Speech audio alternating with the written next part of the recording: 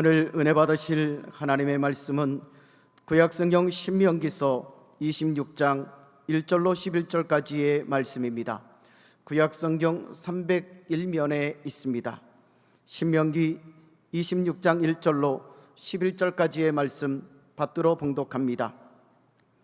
내 하나님 야훼께서 내게 기업으로 주어 차지하게 하실 땅에 내가 들어가서 거기에 거주할 때 내 하나님 야훼께서 내게 주신 땅에서 그 토지의 모든 소산의 만물을 거둔 후에 그것을 가져다가 광주리에 담고 내 하나님 야훼께서 그의 이름을 두시려고 택하신 곳으로 그것을 가지고 가서 그때의 제사장에게 나아가 그에게 이르기를 내가 오늘 당신의 하나님 야훼께 아뢰나이다. 내가 야훼께서 우리에게 주시겠다고 우리 조상들에게 맹세하신 땅에 이르렀나이다 할 것이요, 제사장은 내 손으로 그 광주리를 받아서 내 하나님 야훼의 제단 앞에 놓을 것이며 너는 또 내 하나님 야훼 앞에 아뢰기를 내 조상은 방랑하는 아람 사람으로서 애굽에 내려가 거기에서 소수로 거류하였더니 거기에서 크고 강하고 번성한 민족이 되었는데 애굽 사람이 우리를 학대하며 우리를 괴롭히며 우리에게 중노동을 시키므로 우리가 우리 조상의 하나님 야훼께 부르짖었더니 야훼께서 우리 음성을 들으시고 우리의 고통과 신고와 압제를 보시고 야훼께서 강한 손과 편팔과 큰 위험과 이적과 기사로 우리를 애굽에서 인도하여 내시고 이곳으로 인도하사 이 땅 곧 젖과 꿀이 흐르는 땅을 주셨나이다.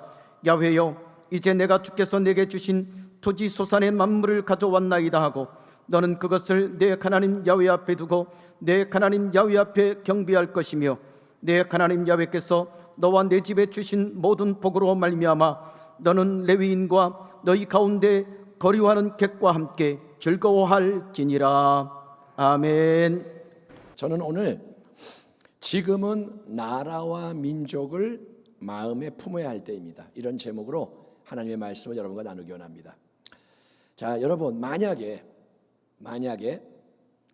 우리가 로또 1등에 진짜 당첨이 된다면, 지금이야 이제 로또가 많이 열풍이 식었지만, 로또가 정말 세게 이렇게 상금이 떨어질 때는 대단했죠. 그런 로또 1등이 되거나 아니면 뭔가 하고 있는 일이 정말 아주 크게 성공을 해서 많은 재물, 평생을 써도 남을 만한 재물을 얻게 된다면 우리는 어떤 반응을 보이게 될까요?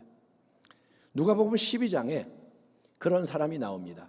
예수님의 비유에 한 부자가 등장하는데 워낙 재산이 많은데 그 해에 소출이 어마어마해서 쌓아둘 곳이 부족한 대박 성공을 이루었을 때 새로운 더 큰 곳간을 지어야지, 내 소유를 다 거기 쌓아놔야지 한 다음에 이 부자가 하는 말은 오 내 영혼아, 여러 해 쓸 물건을 많이 쌓아두었으니 평안히 쉬고 먹고 마시고 즐거워하자, 자축하겠노라, 이런 반응을 보이는 거예요.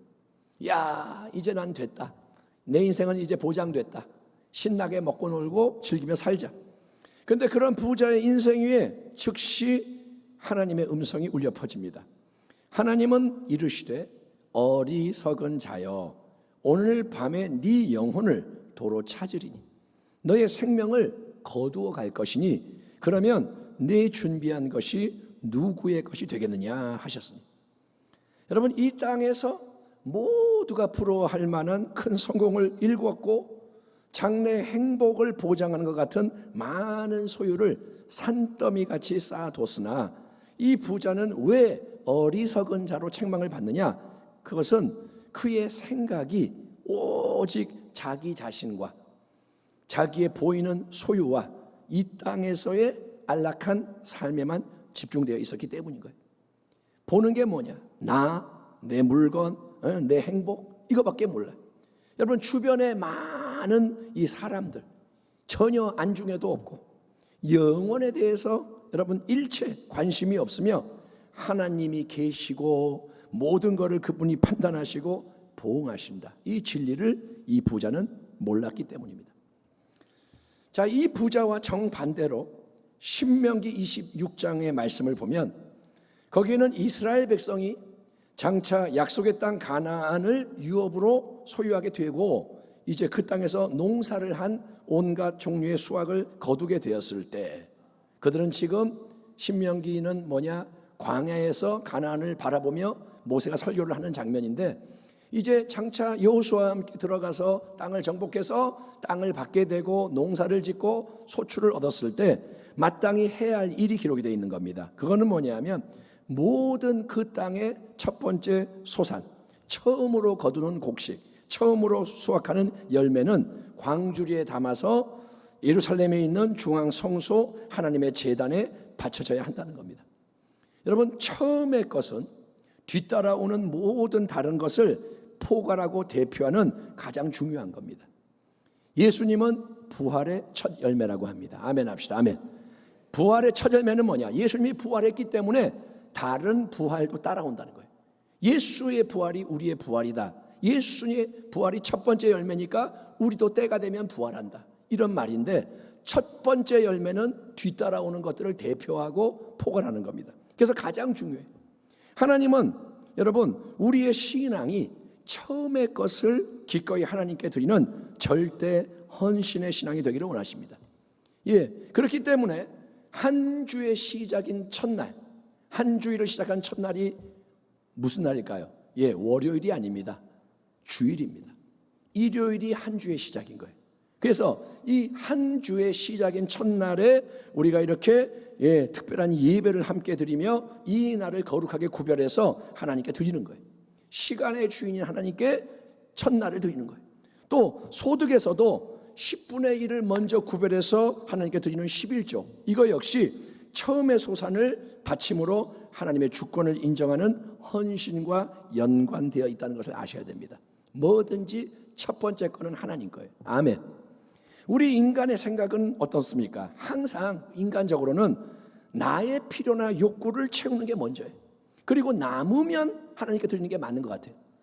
아니 일단 내가 뭐가 얼마나 필요한지 다 모르니까 일단 다 쓰고 이거 남으니까 드릴게요 하는 게 맞는 것 같은데 하나님과의 관계에서는 우선순위가 가장 중요합니다. 하나님은 그걸 굉장히 따지십니다. 그래서 하나님은 우리가 마음을 다하고 뜻을 다하고 힘을 다하고 정성을 다하여 하나님을 먼저 항상 먼저 사랑하는 것을 첫 번째 신앙의 계명으로 제시하기 때문에 그런 우선적인 사랑의 표현이 여러분 입술의 고백을 통해 올려질 뿐 아니라 삶의 헌신과 순종을 통해서도 드려져야 하는 것입니다. 아멘 합시다. 아멘. 여러분이 어쨌든 하나님을 존중하는 쪽으로 자꾸 이렇게 나아가시면 하나님이 여러분을 기뻐하시고 새 일을 행하신다 이거예요. 자, 그런데 이제 우리가 주목해야 할 내용은 이렇게 이스라엘 백성이 가나안 땅의 첫 소산을 하나님께 구별하여 봉헌을 할 때 자기의 입술을 통해서 직접 개별적으로 고백해야 하는 다음과 같은 말씀이 있습니다. 하나님께 처음 소산을 드린다, 제단에 바친다, 이것만 중요한 게 아니라 그 행동과 헌신과 함께 아주 특별한 신앙의 고백과 경배가 이렇게 올려지는 겁니다.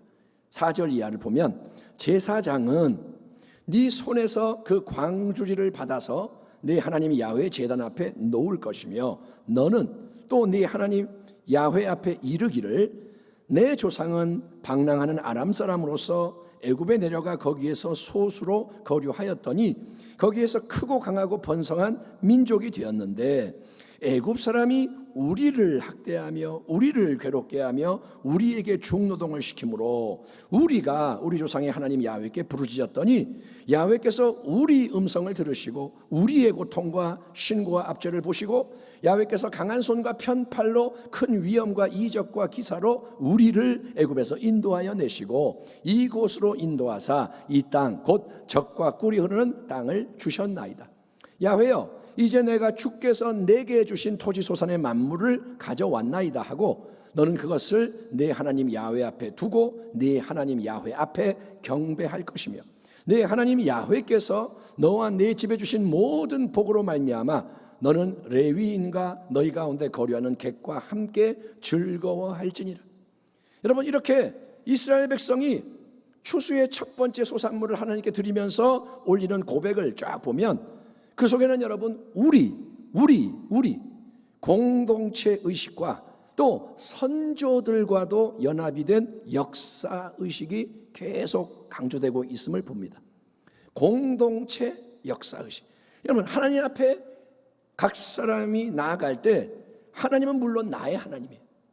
한 명 한 명이 하나님을 나의 하나님으로 고백합니다. 내가 개인적으로 관계를 맺은 하나님, 내 토지의 소산에서 첫 소산으로 감사와 경배를 올리는 하나님, 나의 하나님. 그러니까 하나님은 나의 하나님인 게 맞아요. 하지만 여러분, 내가 믿는 그 하나님, 나의 하나님은 동시에 뭐냐? 우리의 하나님, 온 이스라엘 백성의 하나님이라는 거예요. 하나님은 나만의 하나님이 아니라 이 백성의 하나님. 그래서 이 사람이 고백합니다. 하나님, 내 조상 야곱은 방랑하던 아람 사람으로서 기근이 왔을 때 자기 식구 70여 명과 함께 애굽으로 내려가서 우거하는 객이 되었습니다. 요셉이 먼저 가서 국무총리가 되었고, 그래서 거기에 양식이 있어서 내려가서 객이 되었습니다. 그런데 하나님이 430년의 세월이 흐르는 가운데 그 70여 명의 한 가족을 수백만 명에 이르는 큰 민족으로 번성하게 만드셨습니다. 그때 애굽 사람들은 우리 히브리 민족을 노예로 부리며 심히 학대하였고 갓 태어난 사내 아이들을 무참히 죽였는데, 그런 고통 가운데 우리 조상들이 하나님께 부르짖자 하나님은 우리의 음성을 들으시고 강한 손과 편팔로 크고 놀라운 기적을 우리에게 행하시며 우리를 해방시키셔서 젖과 꿀이 흐르는 이곳 가나안 땅까지 인도하셨습니다. 그리고 젖과 꿀이 흐르는 이 축복의 땅을 정복하고 거주하게 하셨습니다. 하나님, 바로 이 땅, 하나님이 우리에게 주신 땅에서 내게 받은 이 땅에서 열심히 농사하여 거둔 첫 번째 소산, 이렇게 하나님께 바치며 나의 하나님, 우리 하나님 경배합니다. 그리고 하나님이 내게 주신, 내 가정에 주신 풍성한 복으로 인하여 나는 가진 게 없는 레위인들과 함께 거류하는 나그네들에게도 좋은 것을 나누고 대접하며 함께 즐거워하렵니다. 하나님, 홀로 영광 받으세요. 하나님, 은혜를 더하여 주세요. 여러분, 이처럼 영원하신 하나님을 참되게 예배하며 섬기는 신앙, 하나님을 내 마음대로 믿는 게 아니라 영원하신 성경의 하나님을 예배하고 섬기는 신앙은 절대로 나 혼자의 신앙, 나 홀로의 외톨이 신앙, 자기밖에 모르고 자기 필요와 유익만 챙기는 이기적인 신앙에 머물 수가 없다는 거예요. 여러분, 이게 깨달아지기 바랍니다. 하나님을 이기적으로 믿을 수 없어요. 왜? 하나님은 나의 하나님이지만 동시에 모든 사람의 하나님이기 때문에. 아멘. 여러분, 처음에 애가 혼자일 때는 엄마의 사랑을 독차지 않는데 동생이 태어났어요. 그러면 이제 배워야 되는 거예요. 그런 겁니다. 나만의 하나님, 이게 아니고 우리의 하나님. 여러분, 그래서 항상 이제 이 참된 신앙은 나와 함께 하나님 앞에 서 있는 이웃들, 동시대의 사람들, 공동체의 지평을 바라보게 되는 거예요. 하나님 앞에 우리가 서 있네, 공동체. 그리고 또 우리 이전에 살았고 우리에게 유산을 물려준 수많은 선진들에 대해서, 또 우리 이후의 모든 것을 고스란히 이어받아서 더 멀리 높이 나아가야 하는 후손들에 대해서도 생각을 하는 역사의식을 갖게 되는 것입니다. 여러분, 이게 열리는 거예요. 공동체가 있네, 역사가 있네, 그 속에 내가 있네. 여러분, 2022년 8월 15일 내일은 이 땅과 민족이 광복 77주년을 맞이하는 의미 깊은 날입니다. 광복이라는 단어는 한자로 빛을 되찾는다. 광복이 뭐냐? 빛을 되찾는다. 그러니까 잃어버렸던 이 나라의 주권을, 너무나도 어두웠던 이 나라의 상태에서 주권을 되찾게 된 것을 표현하는 겁니다. 내일 8월 15일이요. 달력의 날짜가 빨간색으로 표시된 법정 공휴일, 노는 날, 쉬는 날, 좋은 날이네요. 만약에 여러분 광복절의 의미가 그냥 그런 정도로만 다가온다면 8월 15일은 뭐냐? 노는 날. 그렇다면 우리는 지금 나에게 나라와 민족에 대한 공동체 의식, 역사 의식이라는 아주 중요한 게 심각하게 결여되어 있구나. 내가 지금 문제가 있구나. 이거를 깊이 깨닫고 반성을 해야 하는 것입니다. 오늘날 교육이 문제가 많고 그래서 왜곡되어 있고 정상이 아니에요. 하나님이 원하시는 모습이 아니라는 거예요. 우리 민족은 여러분 1910년 8월 29일 한일 합방 조약을 시작으로 해서 35년 동안 일본 제국주의에 의해 식민 통치를 당하는 치욕스러운 경험을 해야 했습니다. 우리나라 주권을 잃어버리고 남의 나라 밑에 들어가서 통치를 받은 거예요. 그 당시에 영국이나 프랑스, 세계의 여러 강대국이 다른 대륙의 다른 나라, 다른 민족을 식민 통치하는 일이 성행을 했습니다. 그 당시에 식민 통치의 분위기가 퍼져 있었고, 근데 특별히 일제강점기 동안 이 땅에서 집행된 일본의 식민지 정책의 무서운 점은 다른 지배 국가들처럼 그저 사회적으로 경제적으로 남의 자원, 곡식, 물질적인 것을 수탈하는 것만을 목적으로 삼은 게 아니었고, 일제는 소위 동화 정책이라는 명목 아래 우리 한국 민족을 아예 말살시킴으로써, 아예 없애버림으로써 일본 제국 안에 존재하는 하나의 천민 계층으로, 선민 신분층으로 만들어 버리려고 집요하게 노력을 했다는 거예요. 일본은 조선 지워버리고 일본의 제일 밑바닥 되게 만들려고 했다 이거예요. 우리나라의 고유한 민족 정신, 문화를 말살하고 없애기 위해서 그들은 어떻게 하느냐, 우리의 역사를 여러분 하찮게 왜곡을 합니다. 역사를 바꿔서 다르게 가르치고, 그 다음에 이 지금 쓰는 한국어를 쓰지 못하게, 그 대신 일본말만을 사용하게 만들고, 우리말을 안 하면 정체성이 없어져요. 미국에 가서 오래 사는 애들 보면, 태어난 애들 보면 우리말을 못해요. 영어만 해요. 그러니까 정체성이 이상해져요. 또 창씨개명통에 성과 이름을 다 일본식으로 바꾸게 만들고, 모두가 일본의 조상과 왕을 모시는 신사에 가서 참배하는 것을 의무화해요. 안 그러면 핍박하고, 우리 민족의 문화유산을 파괴하고, 이렇게 일본 제국주의는 여러분 역사상 가장 폭력적이고 악랄한 것으로 평가되는 식민정책을 통해서 이 땅의 모든 것을 진짜 망가뜨리고 무너뜨리려고 안간힘을 썼다는 겁니다.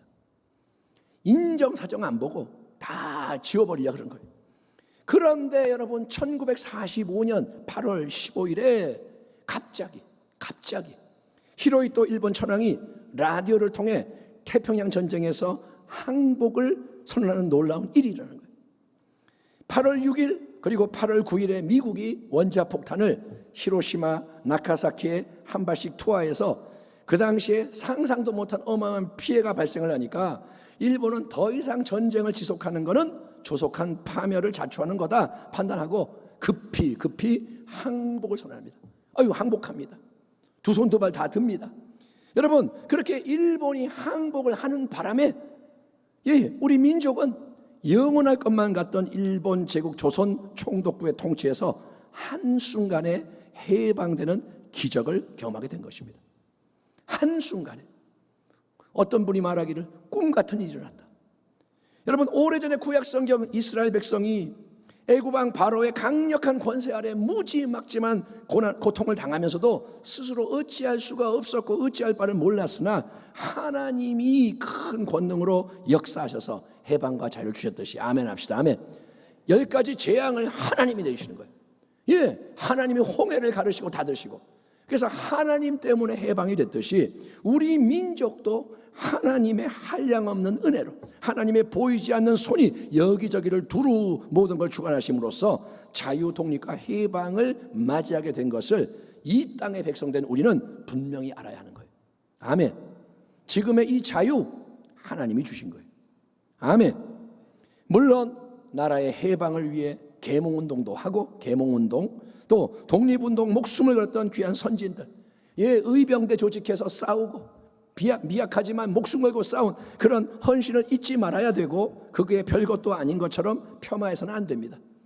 그 사람들 아무 힘도 없고, 그건 아닙니다. 하지만 분명한 사실은 우리 민족의 인간적인 수고와 노력으로 일본 제국이 무너진 게 아니라는 거예요.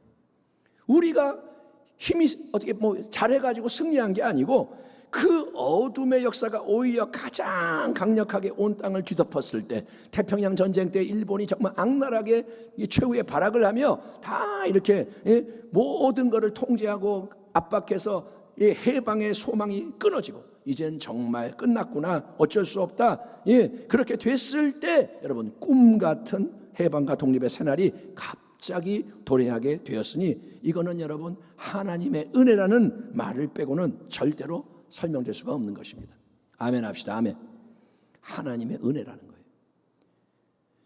그러니까 여러분, 광복 77주년 하루 앞둔 오늘 이 주일 예배 자리에서 우리 모두가 해야 할 일은 첫째는 뭐냐면 나라와 민족을 여기까지 지켜주시고 인도해 주신 하나님의 은혜에 감사해야 한다는 거예요.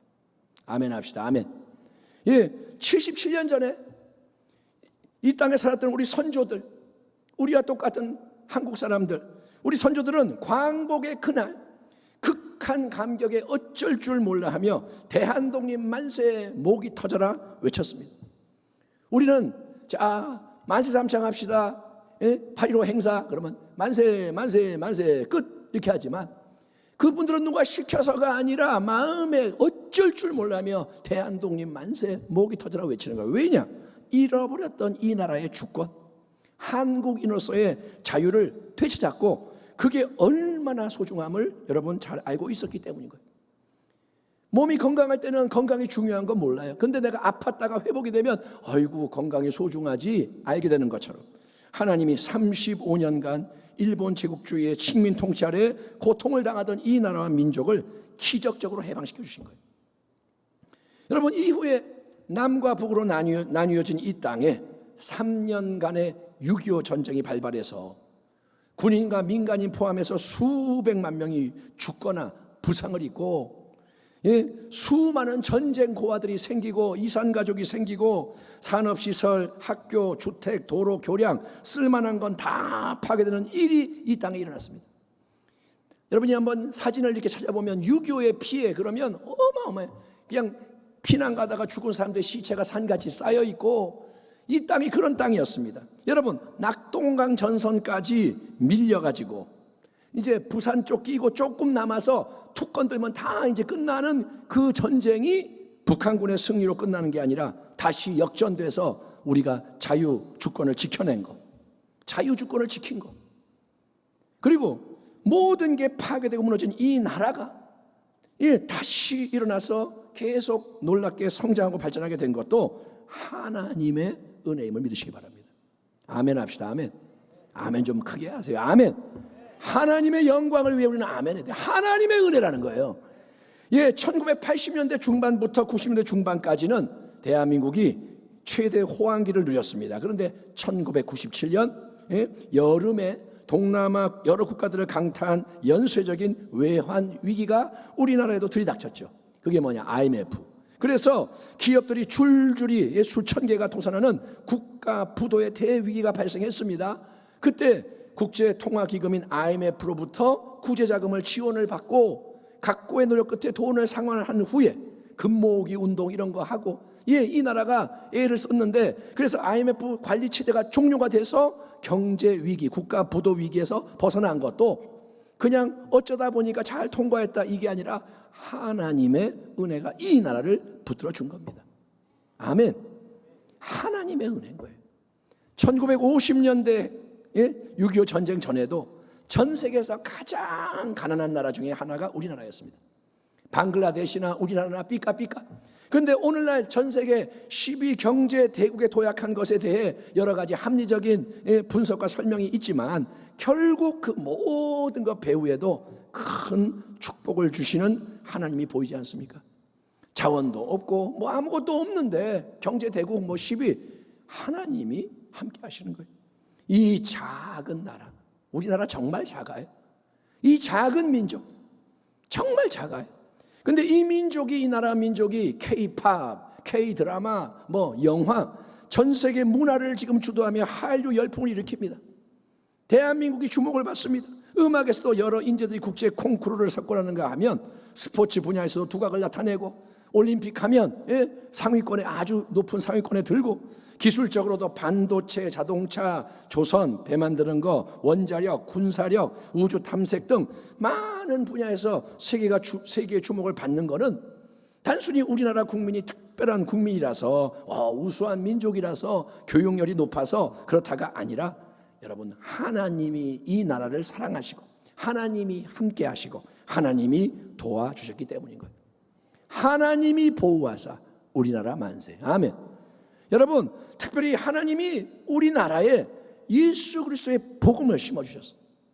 복음을 이 땅에 보내주셔서 짧은 역사 속에서 이 대한민국 땅에 큰 부흥과 성장이 일어나도록 축복하심으로 오늘 이 예배의 자리에 함께 모인 우리만이 아니라 많은 교회의 많은 성도들이 이 땅에서 예배를 드리며 하나님을 섬기도록 허락하신 거예요. 여러분, 교회가 넘쳐나는 게 당연한 게 아니에요. 사람들은 비난합니다. 교회가 너무 많아. 근데 하나님의 축복이고, 세상에서 미국 다음으로 선교사를 많이 파송한 나라가 우리나라라는 사실을 아십니까? 미국 다음에 대한민국에 선교를 많이 하는 나라가, 그만큼 하나님이 우리나라와 민족에게 많은 은혜를 베푸시고 축복을 하신 겁니다. 개인적인 차원에서도 우리는 받은 은혜를 기억하며 감사를 해야 합니다. 아멘. 그게 신앙의 지혜인 거예요. 한번 따라합니다. 메마르지 않으려면 감사해야 한다. 아멘. 예, 메마르지 않으면 감사를 계속하면 돼요. 개인적으로도. 근데 여러분, 이 땅 위에서 살아가는 우리 모두는 눈을 좀 크게 뜨고 지금까지 이 나라와 민족을 수많은 위험과 위기 가운데 보호하시고 모든 좋은 것으로 공급하시고 여기까지 세심하게 인도해 주신 분이 하나님이시며, 모든 게 하나님의 크고 놀라운 은혜임을 진심으로 인정하고 감사하는 지혜자가 되어야 할 줄 믿습니다. 감사하는 자가 하나님을 영화롭게 합니다. 야훼는 선하시니 감사하라, 인자하심이 영원함이라. 아멘. 우리가 오늘 그런 감사의 마음을 갖기를 주의 이름으로 축원합니다. 자, 두 번째로 우리는 광복 70주년을 통해 지난 세월을 돌아보면서 하나님 앞에서 우리의 잘못된 이 모습도 깊이 반성하고 회개하는 자리로 나가야 합니다. 자, 앞서 말씀드린 것처럼 하나님이 지금까지 우리에게 많은 좋은 거를 은혜의 선물로 주셨습니다. 받은 복을 세어보아라. 끝이 없어요. 얼마 전에 우리 교회 출신의 선교사님이 사석에서 어떤 말을 했는데 그게 아주 인상 깊게 제게 다가왔습니다. 그분이 뭐라 그러냐, 선교사님이, 목사님 몇 년 만에 다시 이렇게 IMF 때, 코로나 때문에 못 오다가 다시 이렇게 우리나라에 와보니까 새삼 느껴지는 게 있어요. 뭔데요? 목사님, 천국 다음이 한국입니다. 그분이 하는 말이 뭐냐? 천국 다음에 한국이래. 예, 그래서 제가 말했어요. 설교 때 제가 이 말 꼭 할게요. 여러분, 그만큼 지금 이 대한민국에서의 삶은 모든 면에서 풍요롭고 편하고 안전하고 좋은 게 넘쳐난다는 거예요. 여러분, 밤에 한 10시, 11시 돼서 밤에 편의점 가서 뭐 좀 사와야지. 우리는 그냥 가면 돼요. 근데 다른 나라는 조금 어두울 때 밖에 나가면 큰일 나요. 치안이 안 좋아요. 여러분, 이렇게 마음 편하게 살아가는 나라가 없어요. 예? 지구상의 다른 어떤 나라와 비교를 해도 삶의 수준과 질이 조금 더 뒤처지지 않고 오히려 앞서 있다는 겁니다. 우리는 몰라요. 밖에 있는 사람들은 이야, 한국 좋다. 옛날에는 외국이 좋다 그랬지만 지금 외국 사는 사람이 한국 와서 병원에 가서 진찰 받고, 미국에서 있는 사람이 거기 너무 돈이 많이 들어서 진료도 못 받아요. 한국 와서 다 진료받고 필요한 물건 사가지고 가고. 천국 다음이 한국이란 말이 그런 말입니다. 그런데 질문은, 정작 천국 다음인 한국에 살고 있는 우리는 행복한가 이거예요. 아니요, 그렇지가 않습니다. 대한민국의 국민의 행복지수가 146개 나라 중에서 겨우 59위에 불과하다는 올해 2022년도에 조사 결과가 발표됐습니다. 왜일까요? 천국 다음이 한국인데 왜 행복하지 않을까요? 많은 것을 선물 받았고 많은 것을 누리고 있지만 감사하지 못하고 서로 비교하고 갈등하고 싸우기 때문입니다. 누가 미워 죽겠고 맨날 이러고 있으니까 행복하지 않다는 거예요. 디모데후서 3장에서 사도 바울은 마지막 때에 나타나게 되는 세상의 악한 풍조에 대해서 주요 특징을 열거하고 있는데, 이 말씀을 들어보면 전혀 생소하지가 않고 지금 우리 사회 전반에 대한 진단을 듣는 것처럼 느껴지는 게 저만의 느낌은 아닐 겁니다. 바울이 뭐라 그러냐, 오래전에 너는 이것을 알라.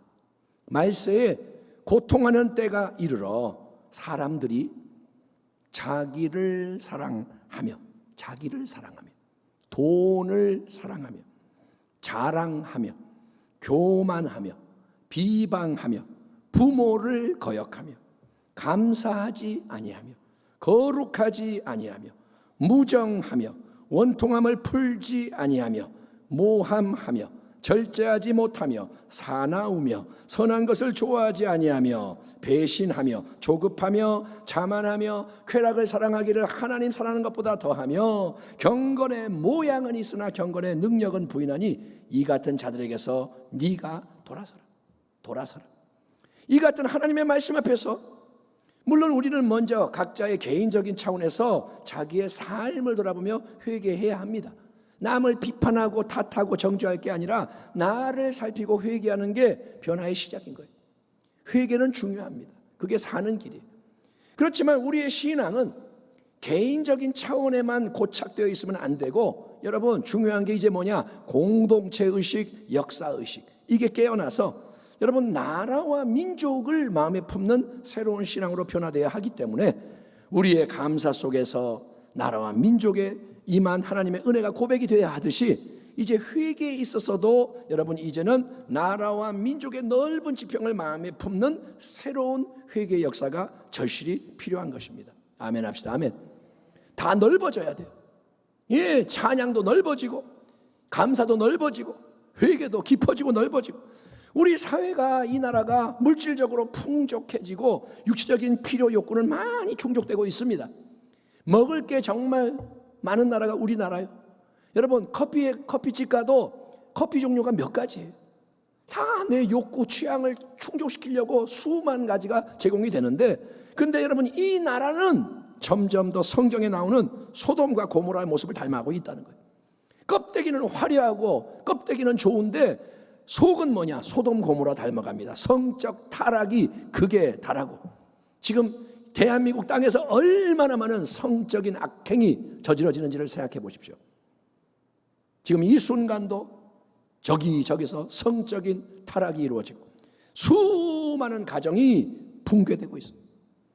하나님이 가장 귀하게 여기는 가정들이 다 무너지고 있어요. 관계가 깨지고, 동성애, 낙태를 하나님 가장 미워하는 일을 옹호하는 세력이 강해지고 있고, 마귀가 좋아하는 악한 문화가 넘쳐나요.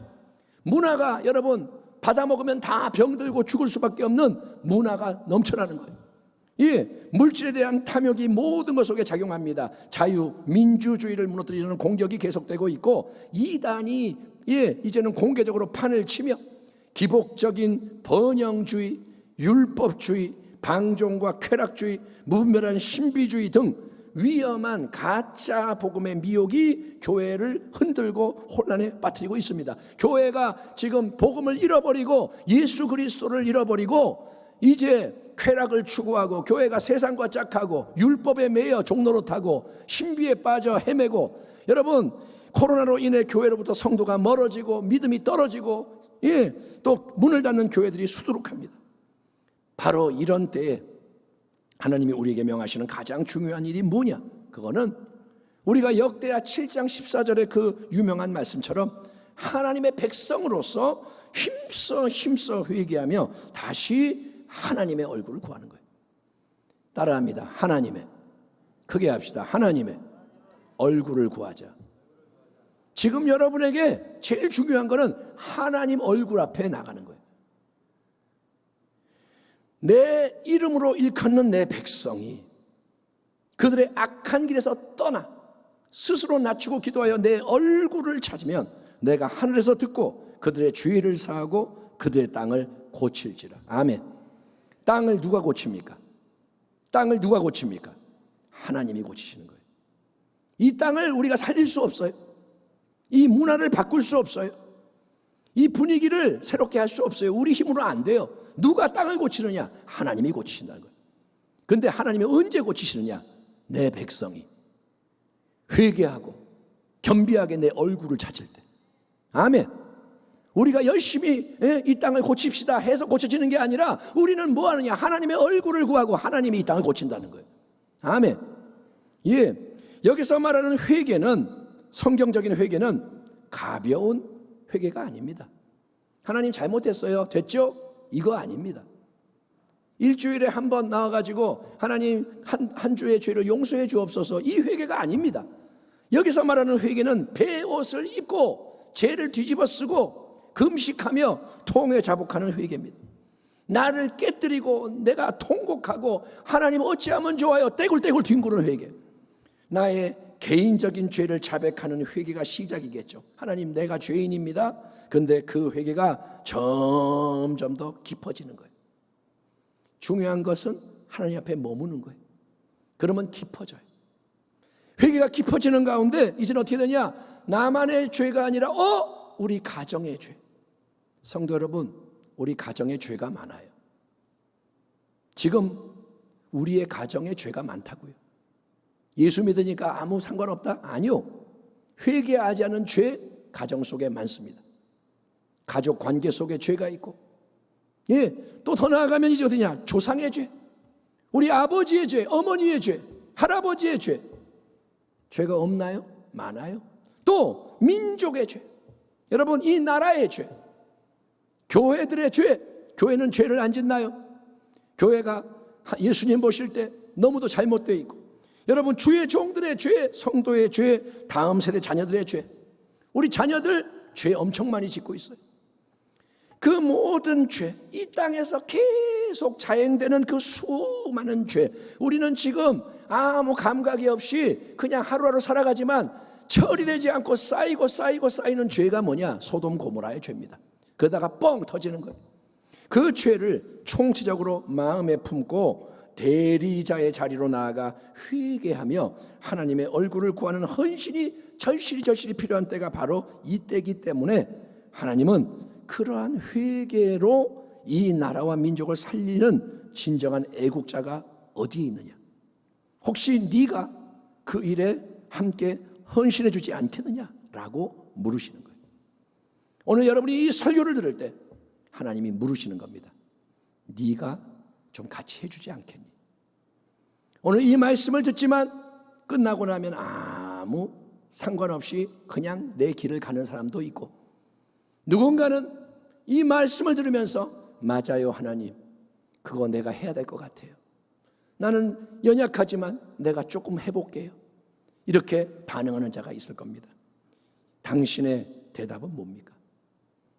나라와 민족이 지금 처해 있는 상황은 가벼운 상황이 아닙니다.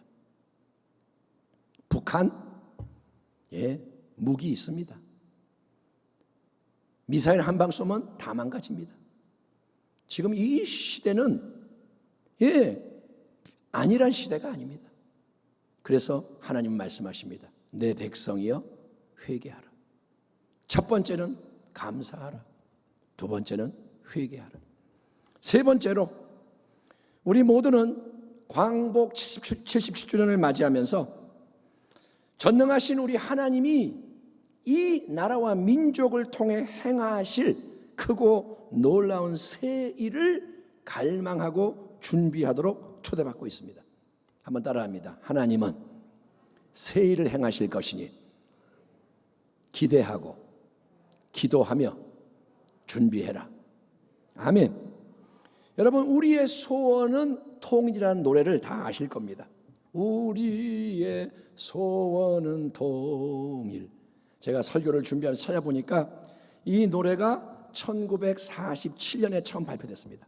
굉장히 오래된 동요 같은 노래인데 47년, 원래의 가사는 우리의 소원은 독립.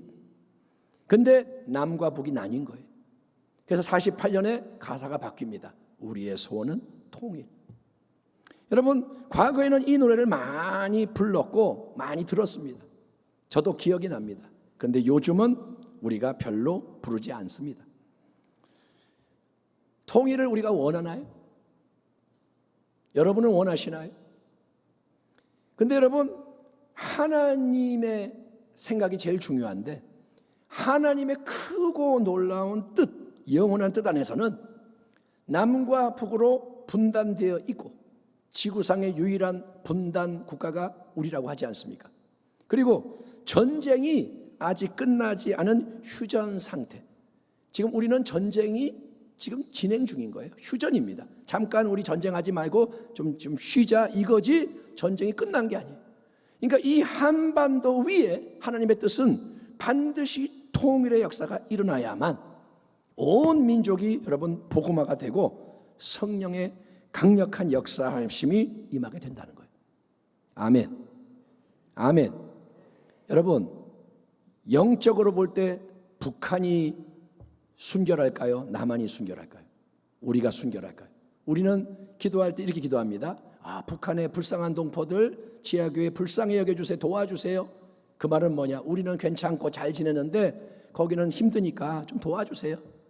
그런데 여러분, 영적으로는 북한이 연단받고 깨끗하고 거룩한 거예요.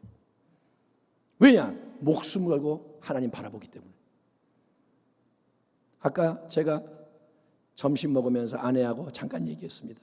만약에 우리에게 북한의 어떤 위협이 오면 너 죽인다 그러면 과연 예배드릴 사람이 얼마나 있을까? 여러분은 예배드려 나올 것 같아요? 제가 설교할 수 있을까요? 그건 모르는 일입니다.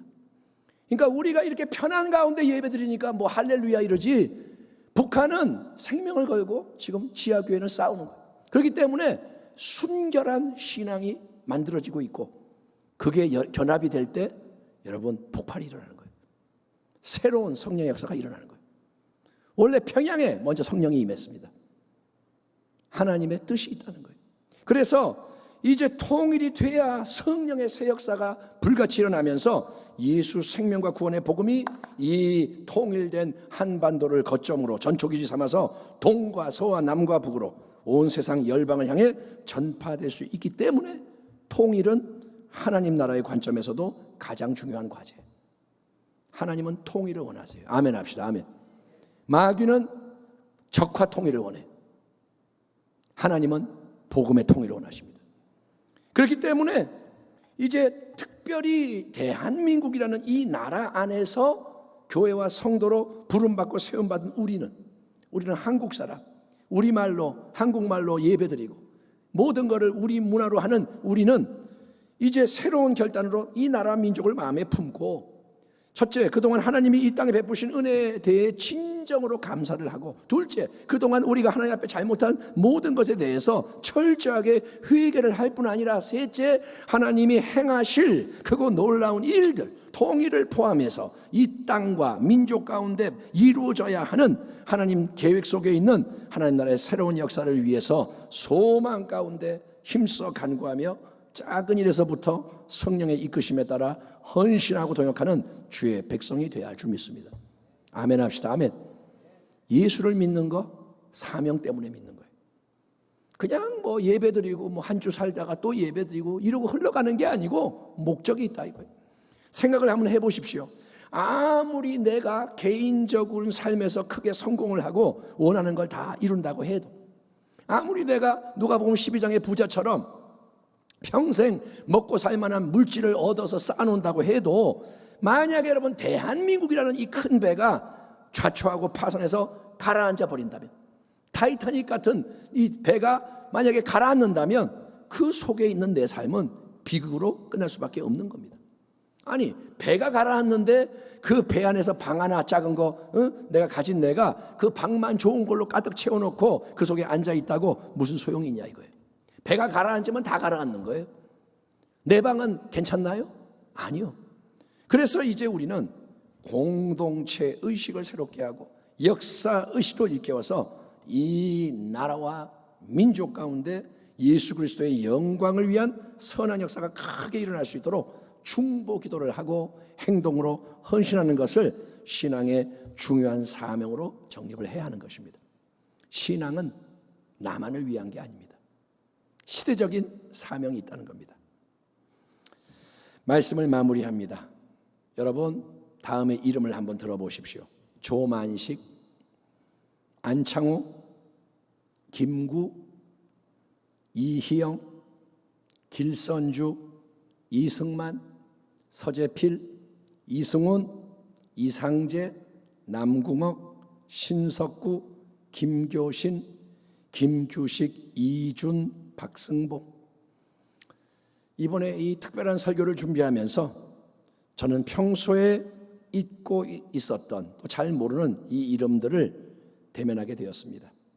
이 이름들은 우리와 똑같은 땅에서 인생을 산 사람들의 이름입니다. 우리나라와 민족이 가장 어렵고 힘들었을 때 기독교인들로서 리더십을 발휘하며 이 땅에 빛과 소금의 사명을 감당했던 선진들의 이름입니다. 너무나도 많은 게 빠르게 움직이고 소모가 되는 이 시대의 풍조, 정신없이 모든 게 밀려오고 흘러가는 이 시대의 풍조 속에서 그분들의 특별한 삶을 더 깊이 성찰을 해보면 도전을 받게 될 겁니다. 우리와 전혀 다르게 나라를 위해 걱정하고 나라를 위해 기도하고 희생하고 살았던 그분들의 모습을 통해서 내가 얼마나 지금 경박스럽고 헛되게 사는가를 우리가 돌아보게 됩니다. 물론 여러분, 나라와 민족이 하나님보다 중요한 우상이 되는 것은 금물입니다. 대한민국이여 영원하라. 대한민국이 영원하면 안 됩니다. 여러분, 일본을 미워하면 안 됩니다. 우리에게 고통을 줬으니까 일본은 싫어, 미워, 일본은 반드시 이겨야 돼. 그거는 여러분 하나님 나라의 복음이 아닙니다. 여러분, 나라가 우상되면 안 돼요. 민족이 우상되면 안 돼요. 하지만 하나님의 영원한 나라를 온 세상에 세우기 위해서 내가 속한 우리나라와 민족, 하나님이 이 땅에 태어나게 했고 이 민족에 속하게 해서 나의 나라와 민족이 된 그 나라와 민족을 사랑으로 마음에 품고 섬기는 것은 너무나도 개인주의, 이기주의에 매몰되어 있는 이 시대에 우리 모두에게 더없이 중요한 사명이라는 것을 새롭게 여러분 깨달으시고, 오늘 이후로부터 또 광복절 77주년을 맞이하는 것을 계기로 해서 더욱더 여러분 나라와 민족을 위해, 북한을 위해, 통일을 위해, 복음의 전 세계적인 전진과 승리를 위해, 우리 교회를 위해, 또 우리 교회만이 아니라 이 땅의 모든 교회를 위해 아멘 합시다. 아멘. 이제는 마음을 넓게 가지세요. 옆에 있는 교회는 적이 아닙니다. 가다가 개척교회, 내가 모르는 교회 보이면 축복하는 거예요. 하나님 저 교회를 불쌍히 여겨주시고 도와주십시오. 다 주님 안에서 연결되는 그 교회들이 거룩한 교회로, 깨끗한 교회로, 성령의 세수를 담을 수 있는 새가족 부대의 교회로 일어날 수 있도록 기도하며 하나님 주시는 지혜와 자원으로 맡겨주시는 크고 작은 일에 기쁘게 감사하게 동역하는 성도님들이 되시기를, 정말 인생을 헛되게 살지 말고 영혼을 위해, 하나님 위해 멋지게 사는 여러분이 되시기를 이 나라 민족의 주인 되실 뿐 아니라 열방의 소망 되시는 우리 주 예수 그리스도, 다시 오시는 우리 주님의 이름으로 축원합니다. 아멘. 기도하겠습니다. 하나님 아버지, 오늘 나눈 이 말씀을 축복하여 주시고 우리가 조금 더 나라와 민족을 향해 깨어나고 전진하게 하여 주옵소서. 너무도 어리석은 우리들입니다. 지혜를 주옵소서, 힘을 주옵소서, 하나님의 나라를 이룰 수 있도록 도와주옵소서. 예수님의 이름으로 기도하옵나이다. 아멘.